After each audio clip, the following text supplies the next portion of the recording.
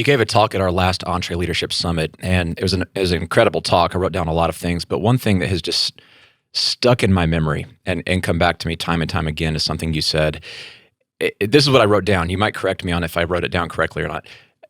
We don't rise to the level of our dreams and goals. We settle to the level of our systems. Mm-hmm. Did I get that right?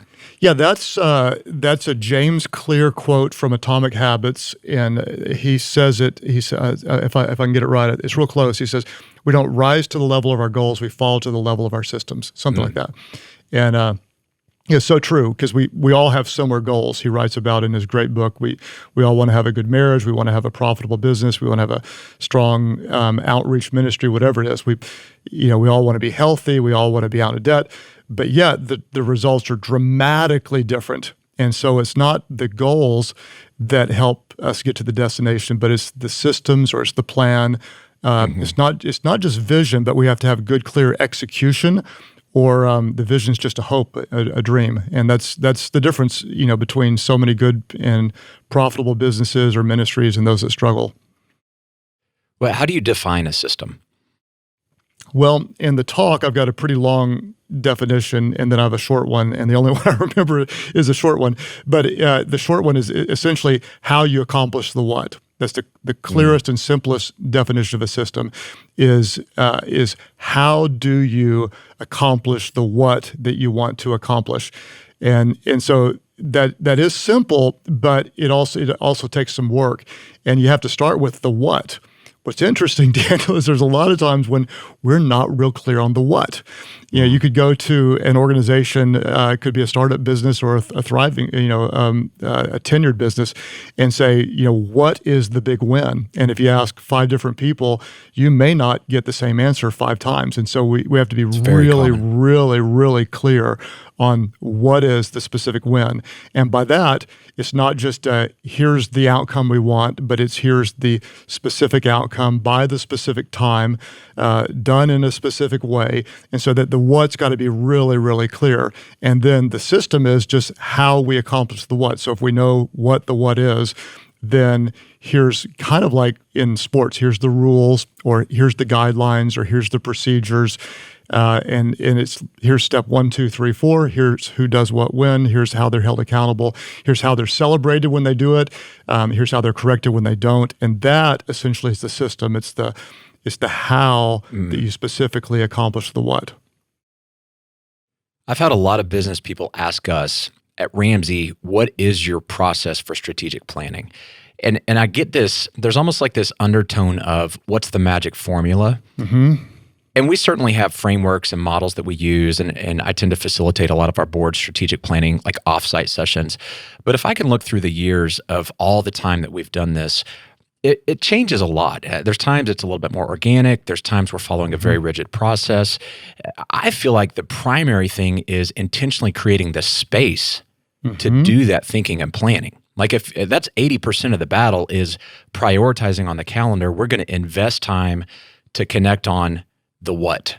Yes. And agree on the what, and force some of these hard conversations about arguing through whether that really is the what, and then building out the how together. Have you found that to be true? Yes, 100%. In fact, if there's anyone who's leading an organization listening right now, the trajectory is toward the weekly meeting or whatever the normal meetings would be. And so we tend to think that solves the issues. That does solve some. But I found in my experience that the weekly meeting tends to be really close to the action. And what we have to do, again, to use your metaphors, we have to get above it.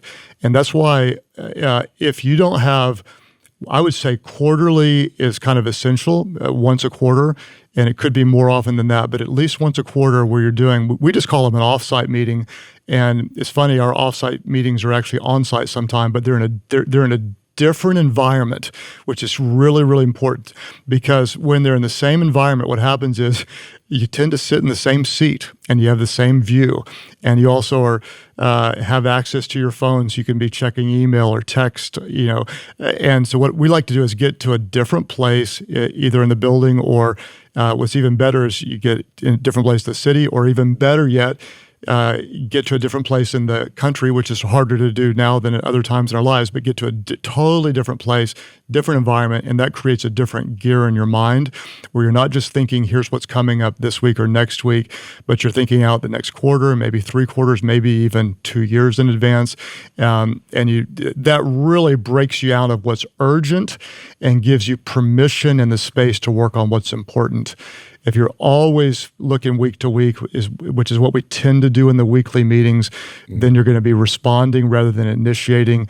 And great leaders don't respond. Great leaders also initiate.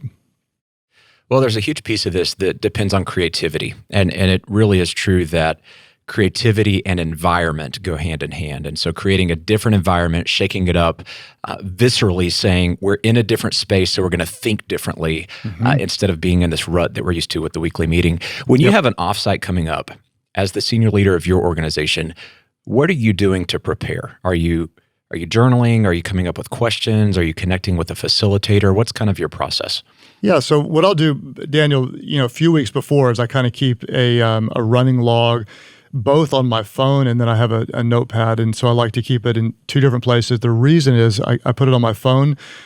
Here's the big subjects I want to cover because it's immediate. I'm out to lunch somewhere. I'm working out in the gym. And so I think of it, I put it down there.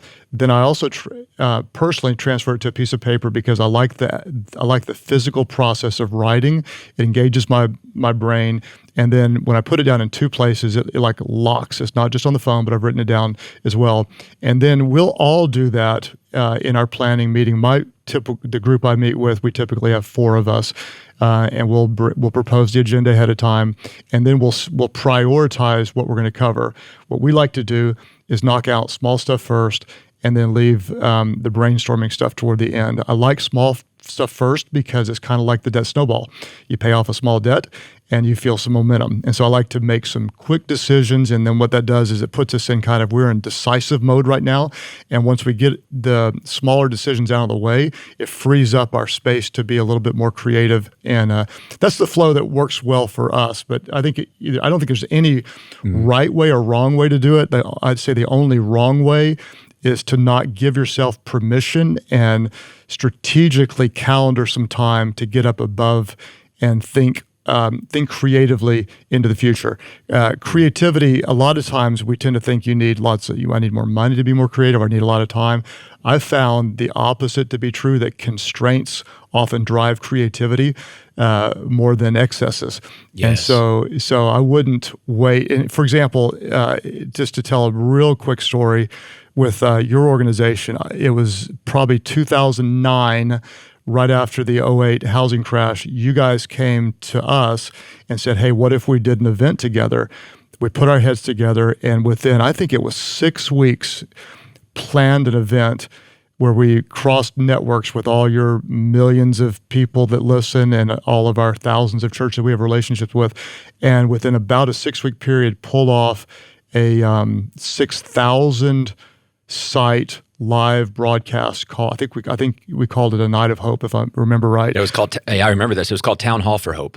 Town Hall for Hope, yes. Everybody was stressed about the economy, and it was a message of hope, and it was an incredible partnership. I don't think that we could have done that as well if we had 9 months. And it was the constraints that drove the creativity. And so that's a lot of times in any type of creative planning, rather than dreaming big, we like to try to put constraints on it because that often brings out the best. But I